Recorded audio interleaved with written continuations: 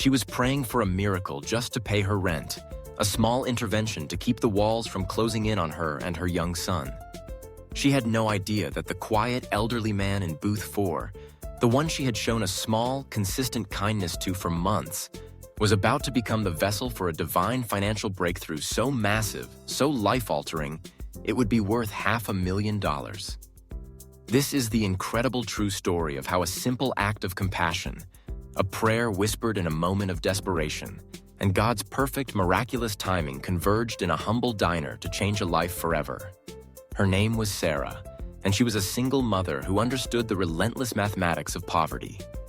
Every day was a tightrope walk, a careful balancing act of bills and necessities.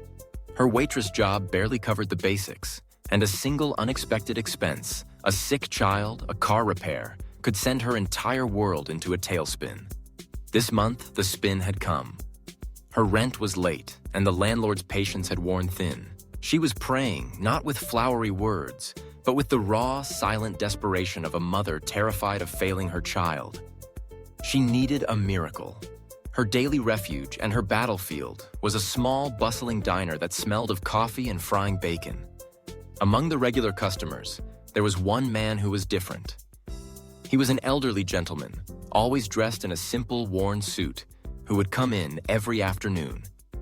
He would sit in the same booth, order a single cup of coffee, and spend hours just watching the world go by. He rarely spoke, and some of the other waitresses found him odd and ignored him. But Sarah saw something else in his quiet eyes. She saw a loneliness that she recognized. So, she always made sure his coffee was hot. She would take a moment to ask him how he was, to share a small, bright piece of her day. She treated him not as a customer, but as a person. It was a small thing, a simple act of human connection that cost her nothing. She didn't know it, but this small, consistent act of kindness was a prayer in action. It was a deposit into a spiritual bank account, an investment that was about to pay a dividend beyond her wildest imagination. One afternoon, as the man was leaving, he did something unusual. He called her over and pressed a folded lottery ticket into her hand. "You have a good heart," he said, his voice raspy. "This is for you. Good luck." He left before she could even thank him. Sarah looked at the ticket. She wasn't a gambler, she couldn't afford to be. To her, a lottery ticket was a symbol of a hope she didn't have the luxury to indulge in. The feeling in that moment was one of gentle confusion, the simple warmth of a small, unexpected gift. She tucked it into her apron pocket and, in the rush of the dinner service, promptly forgot all about it. That night, after tucking her son into bed, the weight of her reality came crashing back down. The eviction notice felt like a physical presence in her small apartment. She fell to her knees, tears streaming down her face, and prayed the most desperate prayer of her life. She whispered into the darkness, "I've tried so hard. I just need a sign. Please, just show me a way." The next morning, while doing laundry, she found the lottery ticket in her apron pocket. She almost threw it away. But the memory of the old man's kind eyes and the echo of her own desperate prayer made her pause. On a whim, she turned on the television to the local news, just as they were announcing the winning numbers from the previous night's drawing. What were the odds? It felt like 1,000,000 to 1, a foolish, childish hope. But as the announcer read the first number, a strange stillness came over her. It matched. He read the second. It matched.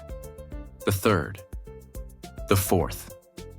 Her heart began to pound, a frantic, wild rhythm against her ribs. The air left her lungs. She stared at the small slip of paper in her hand, her fingers trembling. The final 2 numbers were read. They all matched. She had won. Not just a few dollars, but the second prize, $500,000. The sensation was not one of screaming joy. It was one of profound, shocking silence. It was the feeling of the entire universe tilting on its axis. The sound of the television faded into a dull roar. In her hands, she was holding not just a winning lottery ticket, but the answer to her prayer. She was holding a miracle. She rushed back to the diner the next day, desperate to find the old man, to thank him, to share the impossible news. But he wasn't there. He didn't come that day or the next, or the day after that. She asked the diner owner about him, describing the quiet man in the worn suit. The owner's face grew somber. He informed her that the man had passed away peacefully in his sleep 2 nights ago, the same night he had given her the ticket.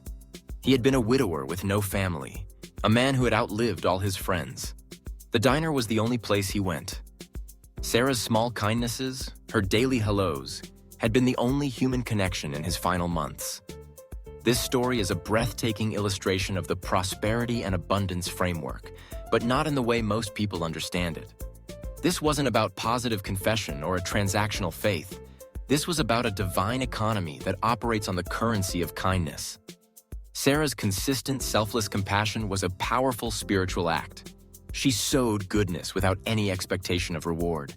The universe, in its perfect timing, ensured that she would reap a harvest precisely when she needed it most. The old man was an angel in disguise, a messenger sent to deliver a blessing that had been earned through her good heart. God's timing is the silent, invisible thread that weaves these miracles together. He knew Sarah's need. He knew the old man's loneliness. And he knew the winning lottery numbers.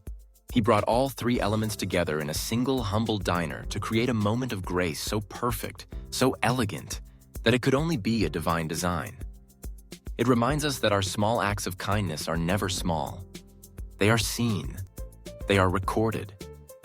And they have the power to unlock a level of abundance we cannot even imagine. Your breakthrough may not come in the form of a lottery ticket, but the principle is the same.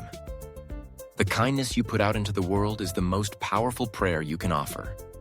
It is a signal to the universe that you are a conduit for love and grace, and the universe will always, always answer that signal with a flood of blessings.